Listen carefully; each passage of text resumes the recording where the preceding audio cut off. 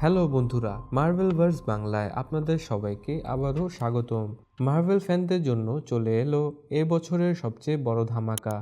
Avengers ডুমসডের নতুন টিজারে আমরা শেষ পর্যন্ত আমাদের প্রিয় এক্সমেনদের দেখা পেলাম। কিন্তু এই ছোট টিজারে এমন অনেক কিছু লুকিয়ে আছে যা হয়তো আপনি মিস করেছেন। চলুন আজকের ভিডিওতে সেগুলো নিয়ে বিস্তারিত আলোচনা করি।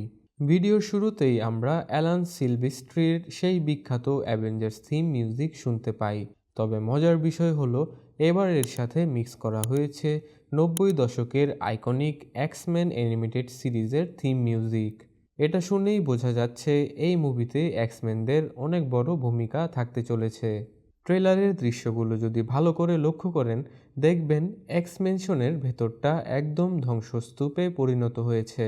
এমনকি সাইক্লোপসের পেছনের ব্যাকগ্রাউন্ডে বিশাল বড় বড় সেন্টিনেল ঘুরে বেড়াতে দেখা যাচ্ছে।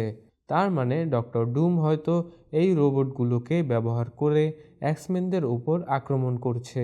সবচেয়ে বড় প্রশ্ন হলো কেন ডক্টর ডুম এক্সমেনদের ইউনিভার্সে হামলা করলো। ধারণা করা হচ্ছে ডক্টর ডুম মাল্টিভার্স জুড়ে শক্তিশালী শিশুদের খুঁজছে। যেমন ফ্যান্টাস্টিক ফোর থেকে ফ্র্যাঙ্কলিন রিচার্ডস, তেমনি এই ইউনিভার্সে সাইক্লোপসের ছেলে নাথান সামার্স বা কেবলকে সে টার্গেট করতে পারে, কারণ নাথান অনেক শক্তিশালী একজন মিউট্যান্ট। আমরা ট্রেলারে ম্যাগনিটোর ভয়েস ওভার শুনতে পাই, যেখানে সে মৃত্যু এবং অস্তিত্ব নিয়ে কথা বলছে। প্রফেসর জেভিয়ারকে তার ক্লাসিক হুইল চেয়ারে দেখা গেছে, যা আমাদের পুরনো এক্সম্যান মুভিগুলোর কথা মনে করিয়ে দেয়।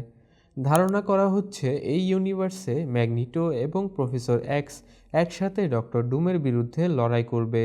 সবাই অপেক্ষা করে আছে ডক্টর ডুম হিসেবে রবার্ট ডৌনি জুনিয়রের প্রথম ঝলক দেখার জন্য। শোনা যাচ্ছে পরবর্তী বড় ট্রেলারে তার পুরো লুক প্রকাশ করা হবে। এছাড়া চ্যানিং টেটামের গ্যাম্বিট এবং অন্যান্য এক্সম্যানদেরও ফেরার জোর সম্ভাবনা রয়েছে।